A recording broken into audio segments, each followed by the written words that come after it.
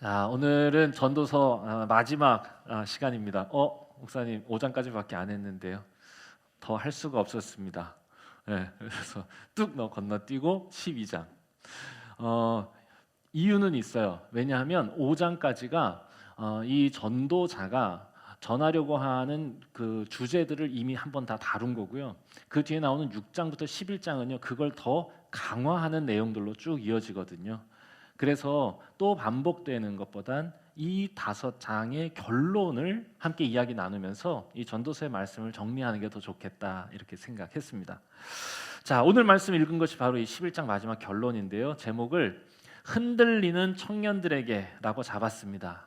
자, 왜냐하면 솔로몬의 이 말의 뉘앙스를 보면 본인이 얼마나 성공한 삶을 살았는지 자랑하면서 사람들에게 가르치는 자서전이 아니라고 그랬죠. 그 뉘앙스가 뭐냐 하면 내가 얼마나 실패한 인생인지, 그리고 내가 얼마나 흔들렸는지를 참회하듯 이야기하는 거예요. 그런데 아주 묘한 느낌이 하나 있는데, 세상을 완전히 부정하는 것 같지도 않고 그렇다고 인정하는 것 같지도 않은 애매한 스탠스, 그 위치 선정이 있습니다. 그게 계속 우리를 이렇게 불편하게 하면서 전도서를 계속 읽게 만드는 거예요. 그리고 그 긴 이야기의 끝에 자신의 인생의 무게를 담아서 청년들에게 전하는 이정표. 흔들렸던 인생, 그래서 실패했던 솔로몬이 청년들에게 건네는 이정표입니다. 부디 이렇게 가면 좋겠다. 그래서 호소하는 사람이라고 그랬죠. 이게 전도서, 그래서 이제 전도자인데, 이 전도자가 길거리에서 전도용품, 전도지를 나눠주는 사람이 아니란 건 아시겠죠. 네, 그건 아니고, 그래서 이걸 그냥 코헬레트라고 그냥 이렇게 부르기도 합니다. 딱히 전도자 이러면 자꾸 오해를 하시니까. 코헬렛은 사람 앞에서 호소하는 사람이었잖아요. 젊은이들에게 꼭 전하고 싶은, 자신이 흔들리면서 살아왔기 때문에 젊은이들의 방황과 흔들림에 대해서 솔로몬은 비난하지 않습니다.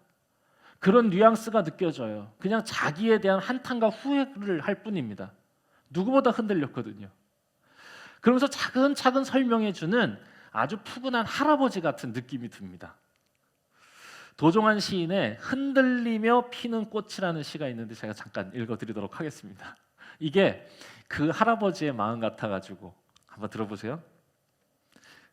흔들리지 않고 피는 꽃이 어디 있으랴.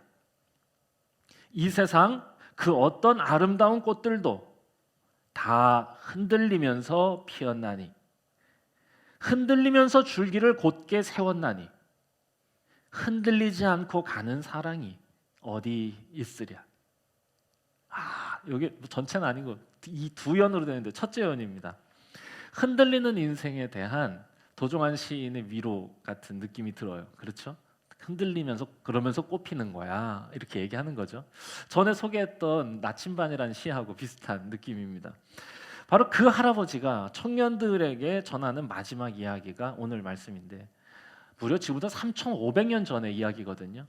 3,500년이 지난 오늘도 그날과 하나도 다르지 않는 삶을 살아가는 우리에게 주시는 하나님의 음성으로 오늘 말씀을 들을 수 있으면 좋겠습니다. 정말 하나도 달라지지 않은 것 같아요. 우리가 흔들리는 이유가 여러분 뭘까? 한번 생각해 봤습니다. 왜 흔들릴까 나는? 둘 다 좋기 때문입니다. 그렇지 않습니까? 우리 둘 다 좋을 때 흔들려요. 예를 들면 이런 거죠. 짜장면과 짬뽕 사이에서 고민합니다. 왜요? 둘 다 좋아요. 둘 다 포기할 수가 없는 거야. 우리 태커니는 항상 고민해요. 게임과 공부 사이에서. 왜냐하면 둘 다 좋아해요. 둘 다. 그러니까 둘 중 하나를 포기할 수가 없을 때 우리는 흔들리는다 이렇게 얘기를 하는 겁니다. 흔들리는 거예요. 그래서 말씀 제목을 흔들리는 청년들에게 했는데, 흔들려도 괜찮아 라고 하는 뉘앙스가 아니라 흔들리는 게 당연해를 넘어서 흔들려야 잘하는 거라고 얘기하는 솔로몬의 음성을 들을 수 있으면 좋겠습니다. 흔들리는 게 당연한 거예요. 자, 아까 제가 아주 그 참 특별한 뉘앙스라는 게 있다고 그랬죠. 세상을 헛되다고, 헤벨이라고, 사라지는 거라고 얘기하던 이 전도자는 신기하게도 세상에서 누리는 것들을 즐기는 게 하나님의 선물이라고 말하기도 하는 거예요. 실은 그런데 그건 우리가 하고 싶은 얘기 아니었나요? 솔직히 하나님을 사랑한다고 하지만 이것도 포기할 수 없는 거 아니에요? 이것도 좋고 이것도 좋은 것 아닙니까?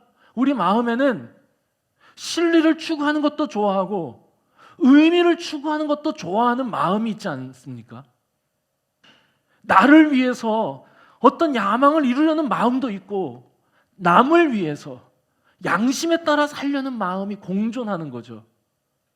보이는 세계를 누리려는 마음도 있고 보이지 않는 하나님을 사랑하는 마음도 우리한테 있는 거예요, 여러분. 그게 우리예요. 그래서 솔로몬은 이 전도서 전체를 통해서 흔들리는 게 다행이라고 얘기하는 겁니다. 흔들리지 않으면 큰일이죠. 왜요? 흔들리지 않으면 하나를 버리는 건데 그것도 바라는 게 아니에요. 둘 중에 하나를 버리는 거 좋은 게 아닙니다. 그러니까 이 솔로몬이 말하려는 건 둘 중 하나를 선택하라는 게 아니에요. 둘 사이에서 흔들리면서 균형 잡힌 삶을 살아가라는 거죠. 흔들려야 한다고, 나도 흔들렸다고, 다만 나는 꺾여버렸다 얘기하는 겁니다. 흔들림이 약해서, 아니 흔들릴 줄 몰라서 오히려 너무 하나가 좋아서 꺾여버려서 다 실패했다. 흔들리는 게 맞아. 그래서 계속 얘기하는 거예요. 그거 사라지는 거야, 사라지는 거야. 계속 얘기하는 거예요. 왜? 자기가 못 흔들렸으니까. 그래서 얘기합니다. 전도서 7장 18절에서요. 저는 이게 전도서의 결론이라고 생각하는데 이렇게 솔로몬이 말해요. 너는 이것도 잡으며 저것에서도 손을 놓지 아니하는 것이 좋으니 하나님을 경외하는 자는 이 모든 일에서 벗어날 것임이니라. 극단적인 삶에서 벗어나는 힘, 하나님을 경외하는 것에 있다는 겁니다. 이것도 좋고 이것도 좋은 거예요. 둘 중에 하나를 포기하라는 게 아니라 둘 다 귀하다는 거예요. 균형 잡힌 삶을 살라는 거. 이게 메시지입니다. 여러분 왜 그러냐? 하나님이 이 세상을 만드셨기 때문이에요. 하나님이 만드신 세상을 저주하면서 헤벨이라고 말하는 게 아니에요. 하나님은 사라질 것을 만드셨는데 그 사라질 것을 우리를 위해 선물로 주셨다는 거, 그거 잊지 말라는 얘기죠. 하나님이 세상을 만드셨으니 이 아름다운 세상을 만드신 분이 우리가 그 아름다움에 눈 감기를 원하시겠습니까? 그럴 리 없죠. 얼마나 바보 같은 일입니까? 얼마나 아름다운 세상을 만드셨어요. 그런데 그걸 눈 감으라고 그건 그냥 다 무의미하다고 그냥 등지라고 그렇게 얘기하실 리 없죠. 그건 마치 이런 겁니다. 아내가 차려준 식탁 앞에서 밥은 안 먹고 아내만 바라보는 거예요. 고마워, 고마워 이렇게. 코미디죠. 밥을 차려준 아내를 기쁘게 하는 건요, 밥을 맛있게 먹는 겁니다. 야, 이거 엄청 맛있네, 엄청 맛있네 이러면서 막 먹는 거예요. 반대로 밥만 맛있게 먹고 그걸 만들어준 아내에 대한 고마움을 잊어서도 안 되는 겁니다. 현상과 의미 둘 중 하나도 놓치면 안 되는 겁니다. 우리는 되게 기울어졌어. 자꾸 뭐 하나에 집착하려고 그래. 의미를 붙든 사람은 이게 전부라고 말하고 현상 붙든 사람은 이게 또 전부라고 말합니다. 아니, 그게 아니라는 거예요. 그러니까 전도자의 결론이 여기에 있어요. 하나님이 펼쳐주신 세상을 살아가는 우리도 마찬가지 아니겠습니까? 펼쳐주신 세상 속에서 그 아름다움을 만끽하며 살아야 돼요. 다만 그 눈에 보이는 아름다움에 빠져서 그걸 만드신 분을 잊지 않기만 바랄 뿐이죠. 그래서 오늘 말씀의 제목처럼 흔들리는 청년들에게 전하는 메시지, 둘 다 잡아라. 둘 다 잡아라. 오늘 말씀 우리가 좀 길게 읽었는데요. 성경의 단락 자체가 오늘 우리가 읽은 11장 9절에서부터 12장 8절까지로 나뉘어 있습니다. 이게 마지막 결론인데, 자, 이 결론 전체를 크게 구조로 나눠서 보면, 두 파트로 보면, 앞부분은 뭘 얘기하고 있냐? 11장 9절에서 10절. 이 앞부분은 한마디로 세상을 누려라입니다. 해배를 누려라. 뒷파트는 뭘 얘기하고 있냐? 해배를 만드신 분을 기억해라. 이것도 잡고 이것도 잡아라 라고 얘기를 하고 있는 거예요. 둘 중에 하나만 얘기하면 안 돼요. 첫 번째, 하나님이 펼치신 세상을 기쁨으로 누리라는 건데요. 자, 오늘 말씀 보니까 청년이 어린 때 즐거워하고 청년의 날들을 마음에 기뻐하며 마음에 원하는 길들과 내 눈에 보는 대로 행하라 이렇게 얘기하는 걸 보면 사람들이 이거를 딱 처음에 딱 읽었을 때 어떤 느낌이 드세요? 네? 청년을 즐겨라 뭐 이런 거 아닙니까? 만끽해, enjoy your life. 네? 그런 느낌 확 드시죠? 그리고 뒤에 보니까 마음이 원하는 대로 눈에 보이는 대로 살아봐라 막 이렇게 얘기하는 것 같잖아요. 젊음을 만끽해라 라는 의미는 아닙니다. 이게 본문을 정확하게 제가 직역해 보면 이 문장 자체가요, 앞에 동사들이 먼저 나와요. 그러니까 먼저 동사 나오고 그 뒤에 꾸미고, 동사 나오고 꾸미고 이렇게 하는 건데, 앞에 뭐가 나오냐? 기뻐하라 너의 젊은 시절에, in your early life, 뭐 이렇게 나가는 거겠죠. 그리고 즐거워하라 네 마음으로, in your mind. 항상 in 이게 붙어요. 이게 목적어가 아니야. 내 젊음을이 아니라 in youth, in mind, in eyes 이렇게 가는 거예요. 그러니까 젊음을 만끽하는 게 아니라 젊은 시절에 기뻐해라. 내 마음으로 즐거워해라. 너의 푸른 시절에 즐거워해라.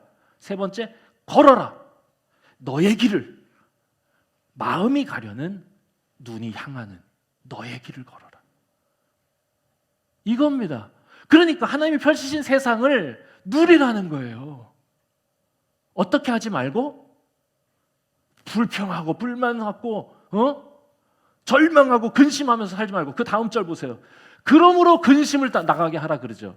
실은 저는 이걸 11장 9절에서 10절로 나누는 것보다 그 앞에 7절에서부터 12장 8절까지 나누는 거를 더 좋아합니다. 왜냐? 7절을 보면 이 8절의 9절의 의미가 더 살아나는데, 7절에 뭐라고 돼 있냐? 빛을 바라보는 것은 즐거운 일이로다 이렇게 나와 있어요.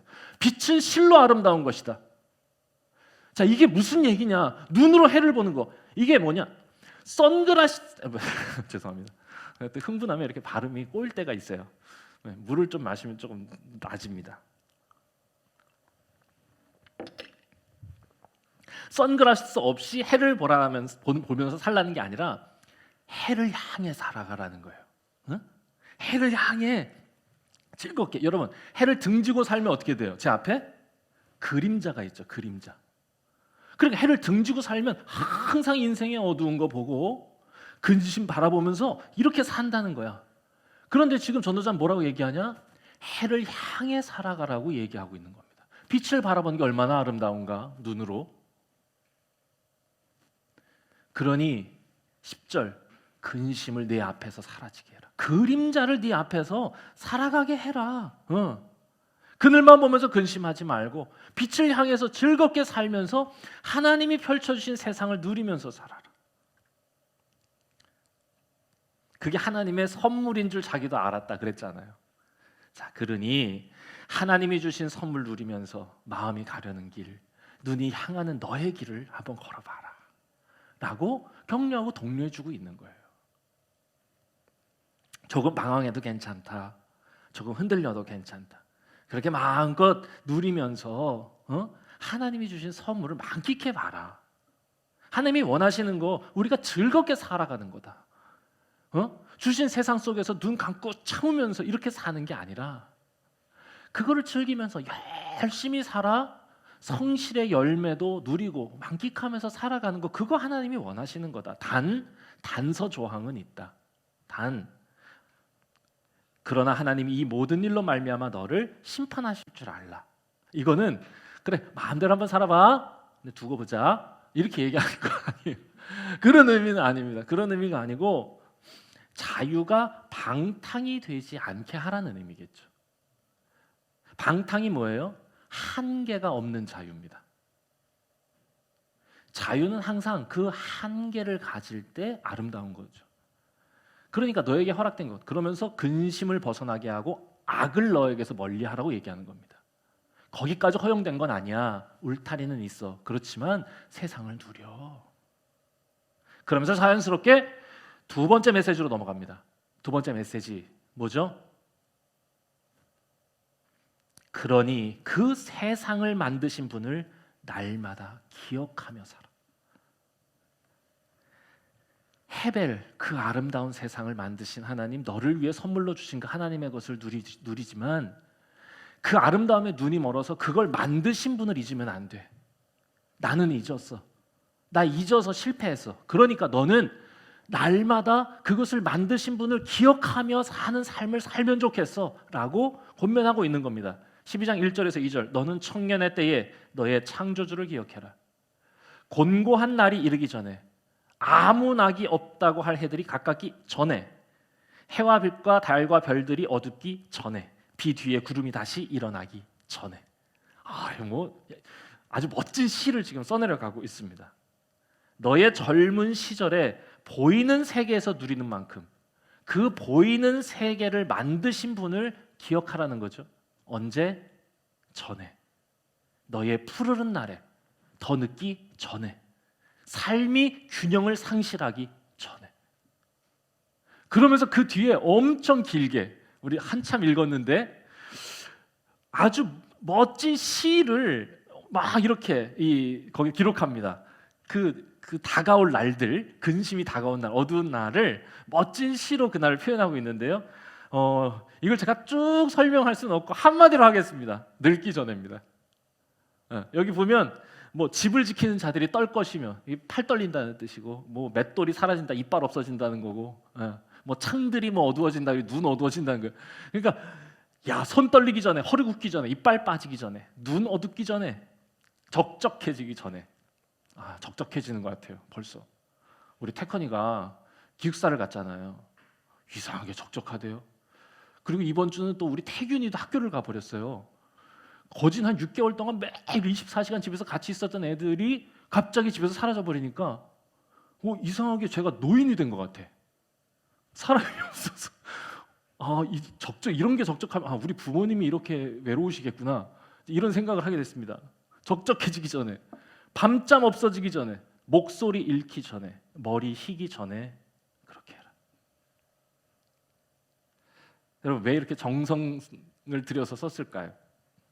아주 정성 들여서 이 시를 쓴 거, 솔로몬이 정말로 청년들에게 해주고 싶은 이야기가 이거라는 얘기겠죠.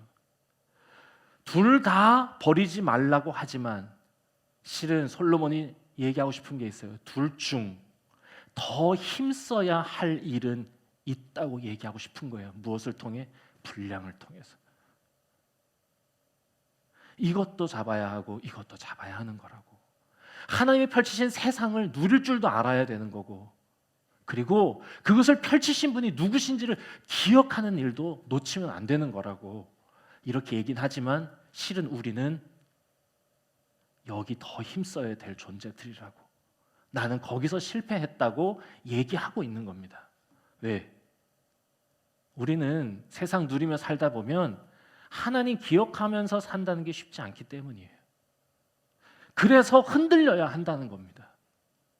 흔들리기가 쉽지 않기 때문입니다. 도무지 안 흔들리잖아요. 흔들리라는 거예요. 흔들리라고. 이 세상 누리라고 얘기하면 다들 좋아하죠. 내가 그렇게 해오니까. 여러분, 그게 우리 디폴트 값입니다. 기본 값입니다. 그런데 하나님이 이걸 무익하다 얘기하지 않아 주시는 거예요. 왜? 하나님이 그렇게 펼쳐 주셨으니까. 다만 자꾸 잊으니까. 기억하라는 겁니다. 보이는 세계에 살면서 보이지 않는 하나님을 바라보면서 사는 게 쉽지 않은 거예요. 히브리서 11장 3절, 믿음으로 모든 세계가 하나님의 말씀으로 지어진 줄 우리가 아나니. 전도자의 말씀하고 똑같아요. 그러면서 이렇게 말합니다. 보이는 것은 나타난 것으로 말미암아 된 것이 아니라고. 이 보이는 세계는 보이지 않는 부분으로 말미암았다고 얘기하는 거예요. 똑같은 얘기하는 겁니다. 고린도후서에서 바울은 이렇게 고백합니다. 4장 18절, 우리가 주목하는 것은 보이는 것이 아니요 보이지 않는 것이니, 보이는 것은 잠깐이요 헤벨이요 헛된 것이요 보이지 않는 것은 영원함이라. 신앙으로 깨었던 자들은 똑같은 얘기를 하는 거예요. 그러니 푸르른 날에 너희가 흔들릴 수 있도록, 균형을 잡을 수 있도록, 저는 이 말씀을 이렇게 듣습니다. 젊은 날에, 그 푸르른 날에 기초공사를 바로 해야 한다는 말이라고. 이게 정말로 솔로몬이 호소하면서 젊은이들에게 얘기해 주는 거예요. 나 그거 실패해서 늙음하게 돼서 이제 균형 잡으려고 해보는데 안 된다고. 이빨이 빠지고 적적해지니, 새소리에 잠이 깨고 깊은 잠을 못 자니,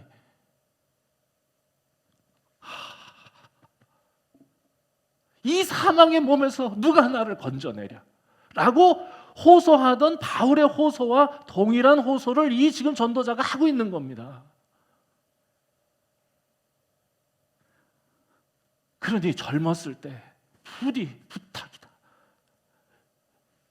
하나님을 기억하는 기초공사, 기본기를 잘 다져라. 그러면 이 너의 인생이 얼마나 풍요로워질지 너무 좋다는 거지. 이것도 포기하지 말고 이것도 붙잡아야 돼. 우리 벤치 이 공사 이제 잘 마무리됐지요. 뭐 계속 지금 뭐 이것저것 계속 자꾸 뭘 하고 싶어요 거기에. 그래가지고 자꾸 우리 집사람은 계속 맨날 그것만 고민하고 사는 사람 같아. 우리 밥은 안 해주고 저녁 식사를 뭘 할지에 대한 고민보다 벤치에 뭘 갖다 놓을까 이걸 자꾸 맨날 생각하는 거죠. 그래서 뭐 거기 우리 집엔 그런 것도 없는데 이 저 수전 있잖아요. 수전 끝에 이렇게 막 이렇게 분수처럼 나가는 그런 거 꼬다리, 그런 것도 어디서 사다가 자꾸 끼려고 그러고, 무슨 뭐 바람막이 붙이고 뭐 하수구에 물 나가는데 뭐 뭘 하겠다, 매일 그 생각만 하고 있어. 하지만 점점 채워져 가고 있는 공간을 만들어줘서 참 감사합니다. 이게 참 맥락 없는 얘기를 제가 지금 하고 있는 것 같은데, 점점 이제 채워져 가면서 아름다워지고 있잖아요. 자, 그런데 이 벤치 공사를 할 때 제일 처음에 절대로 포기할 수 없는 가장 중요하게 생각했던 게 있습니다. 공사의 초보자지만 적어도 우선순위를 정하자고 제안을 했어요. 그게 뭐였냐? 예산은 정해져 있다. 교회에서 우리 교회는 형편이 넉넉하진 않으니 예산은 정해져 있다. 그렇다면 이 예산으로 모든 공사를 마무리할 거냐? 아니다. 그럼 뭐부터 해야 되죠? 기초공사부터 하는 겁니다. 우선순위를 정했어요. 제일 먼저 우선순위 천장 뜯기입니다. 천장이 높아야 호연지기가 길러진다. 그래서 천장 뜯는다. 천장 뜯기 1번. 자, 그다음 벽면 깨끗하게 해서 머물고 싶은 공간이 되게 해야 하니 목공 공사해야 한다. 그리고 세 번째, 왔다 갔다 드나드는 게 불편하고 머물기 불편하면 안 되는데, 거기서 중요한 게 뭐냐? 화장실인데, 화장실이 내부에서 들어갈 수 있는 문을 뚫을 수만 있다면 뚫어내자. 그래서 화장실 문 뚫기. 이렇게 세 개가 가장 중요한 거였어요. 이게 왜? 이게 기초니까. 기초가 채워지면, 우리에게 허락된 예산 가지고 기초가 채워지면 나머지 부분들은 하나님께서 차차 채워주실 것이다 라고 생각한 겁니다. 여러분, 공간을 만들어 가는 데에도 제일 먼저 기초공사가 제일 중요한 것 아니겠습니까? 손흥민의 인터뷰가 생각이 났습니다. 손흥민의 그 아버지, 지금 제일 유명한 축구 선수죠. 네, 뭐 지금 뭐 저 그 프리미어리그 지금 어디로 막 넘어가려고 그런다면서요? 아닌가? 혹시 맨체스터 가려고 그래요 지금? 가짜 뉴스예요. 자, 가짜 뉴스 이런 거 들으시면 안 돼. 가짜 뉴스야. 어쨌건 이 손흥민이 지금 제일 잘 나가는, 정말 너무 지금 잘하고 있고 너무 좋잖아요. 그 사람 얘기만 봐도.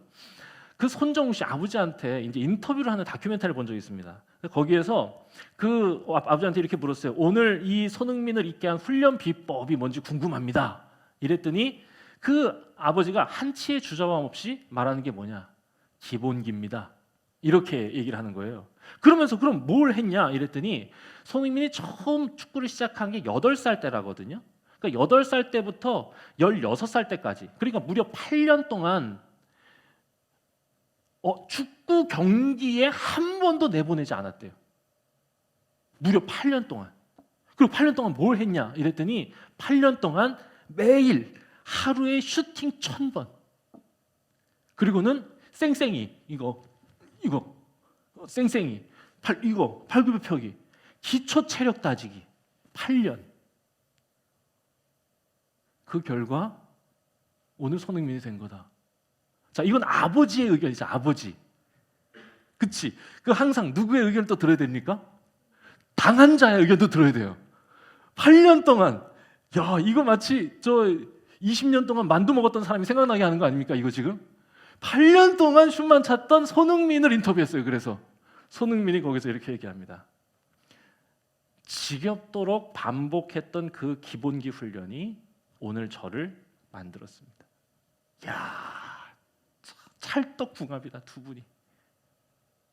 여러분, 기본기요. 기본기. 하나님을 생각하면서 살아가는 게 저는 신앙생활의 기본기라고 생각합니다. 하나님을 생각하면서 사는 거예요.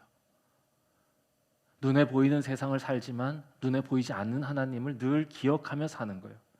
여러분, 하나님을 기억하며 산다는 건 그냥 단지 우리가 하나님을 떠올리는 것으로 되는 게 아닙니다. 밥을 먹으면서 하나님을 마음에 떠올리는 거? 아니요. 그렇게 되는 게 아니에요. 하나님 앞에서 발을 가리고 말을 아끼고 마음을 살피면서 하나님의 말씀을 배우려는 노력이 있어야 돼요. 공부해야 한다는 말입니다.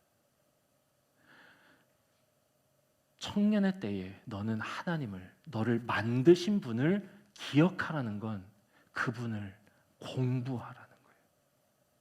배우라는 겁니다. 여러분, 인간만이 공부합니다. 모든 동식물들도 하나님의 창조물이고 아름다운 피조세계지만 오직 인간만이 공부합니다. 요람에서 무덤까지. 공부를 통해 기억해야 할 것들을 잊지 않고 살아가는 존재가 인간이라는 겁니다. 여러분, 인류 고고학이 발견한 수많은 자료들 중에 지금까지 가장 위대한 발견이라고 얘기되는 게 여러분 뭔지 아세요? 1947년에 이스라엘 쿰란이라고 하는 지역에서 성경 두루마리 900개가 발견된 겁니다. 이걸 쿰란 사본이다, 쿰란 문서다 이렇게 얘기하기도 하는데 고고학 발견의 가장 위대한 사건이었어요. 여러분 생각해 보세요. 1000년이 넘은 두루마리 900점. 한 점만 발견돼도 세상이 벌컥 뒤집혔을걸요? 900점의 두루마리. 11개의 동굴에서 900개가 발견됐고 그 중에 4번 동굴에서 무려 600개가 발견됩니다. 그런데 이걸 감춰둔 게 아니야.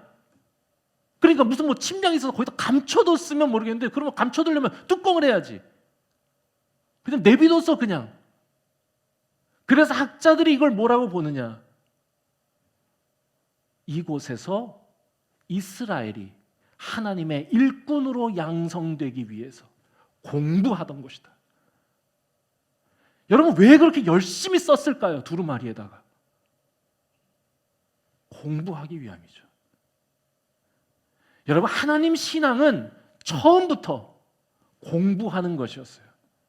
기억하는 것이었어요. 잊지 않기 위해서. 눈에 보이는 세계, 두려움의 세계 속에서 눈에 보이지 않는 부분을 날마다 기억하기 위함이었어요. 여러분, 모든 예언자들이 했던 외침이 무엇인지 아십니까? 보이는 것에 두려워할 때, 눈에 보이는 아수르와 바벨론을 두려워할 때, 이집트를 두려워할 때 항상 예언자들은 뭘 얘기하는 거였냐? 보이지 않는 분을 기억하라는 겁니다. 공부하라는 거예요. 공부하라고. 그 외침을 듣지 않은 이스라엘이 결국은 망하잖아요. 망한 이스라엘이 그래서 가슴을 치고 통탄하면서 회개하며 했던 일이 뭔지 아세요? 나라를 다 잃고 정말로 그 예언자의 말대로 나라가 다 망하고 나서 이스라엘이 망한 나라, 흩어진 백성들이 제일 먼저 한 게 뭔지 아세요? 공부하기 시작합니다. 벳 핫세퍼 회당을 짓는 거예요. 그때부터. 공부하는 집이란 뜻입니다. 말씀을 배우는 거예요. 왜? 공부 안 하면 잊으니까. 교육에 대한, 공부에 대한 다큐멘터리, 공부란 무엇인가? 라고 하는 다큐멘터리 EBS에서 시리즈를 했던 적이 있어요. 서양의 공부하고 동양의 공부는 다르대요. 동양의 공부는 가만히 듣는 공부라면 서양의 공부는 함께 이야기하는 거래요. 어쨌건 인간은 다 공부하거든요. 이스라엘이 그때부터 시작한 거, 말씀을 함께 읽고 함께 쓰고 함께 나누는 공부였습니다.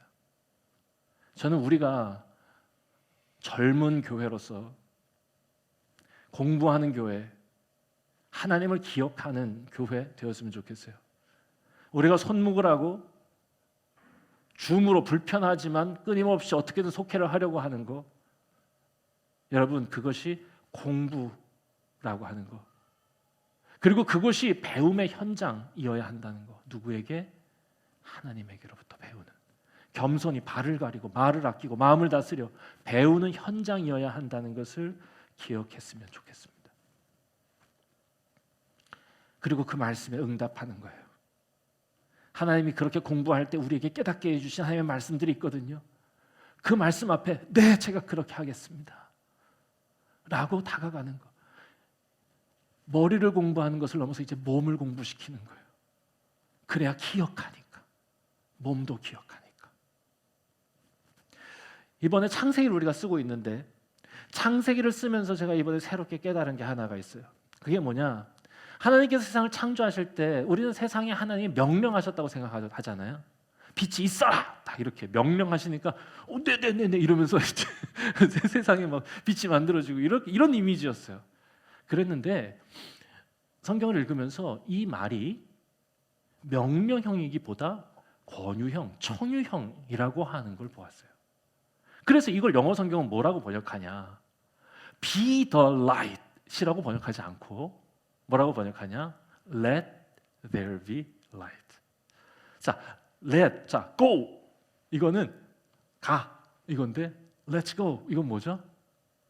가자 이거잖아요. 같이 가자. Let there be light라고 말하는 건 빛이 있으라라고 명령하시는 게 아니라 피조 세계를 향해서 하나님 이렇게 권면하는 거예요. 빛이 있게 하셨구나. 우리 같이 빛이 있는 세상을 만들어 보자꾸나. 그런데 하나님이 그렇게 명령하시니까 어떻게 됐어요? 빛이 세상에 나타났어요.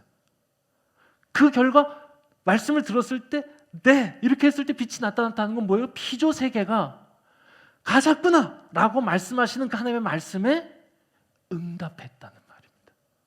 그리고 그 응답의 결과가 무엇으로 나타나냐? 창조의 결과로 나타난다. 여러분, 우리가 하나님의 말씀을 배우고 하나님을 기억하고 그 말씀에 네, 그렇게 하겠습니다. 빛이 있게 하자꾸나. 이 땅에 사람이 있게 하자꾸나. 이럴 때 네, 그렇게 하겠습니다 라고 나아가면 항상 그 결과는 무엇이냐? 창조라고 하는 거죠. 여러분, 저는 우리 교회가 이랬으면 좋겠고 이것이 젊은 우리에게 솔로몬을 통해 하나님이 우리에게 호소하고 있는 메시지라고 저는 듣습니다. 그래서 전도서 마지막 결론이죠. 13절. 일의 결국을 내가 다 들었으니 하나님을 경외하고 그의 명령들을 지킬지어다. 이것이 모든 사람의 본분이니라. 하나님을 경외하고 하나님 아래에서 겸손히 그 말씀을 배우고 그 명령을 지킬지어다. 함께 가자꾸나 할 때 반응하는 것이 인간의 전부라는 거예요. 말씀 정리하겠습니다. 하나님은 우리가 균형 잡힌 삶을 살기 원하신다는 걸 잊지 마십시오. 보이지 않는 하나님만 귀하다 여기는 거, 그것도 하나님이 바라시는 거 아니에요. 왜? 그분이 우리와 함께 아름다운 세상을 창조하셨기 때문입니다. 단 우리 눈이 너무 작아서 이것을 만드신 분을 더 깊이 깨닫기엔 우리 인생이 너무 짧아서 너무 여기에 연연하고 여기에 눈이 먼다는 게 문제예요. 균형 잡혀야 됩니다. 흔들려야 돼요. 이렇게 때로는 이쪽으로 기울었다가도 또 이쪽으로 기우는 날이 있어야 돼요. 이게 흔들려야 곧게 자라나는 겁니다. 그래야 꽃이 피는 거죠. 부디 흔들리는 저와 여러분들 되기를 바랍니다. 부디 하나님을 잊지 않기 위해 성실히 열심히 겸손히 배우는 학생들이 되었으면 좋겠습니다. 함께 기도하겠습니다.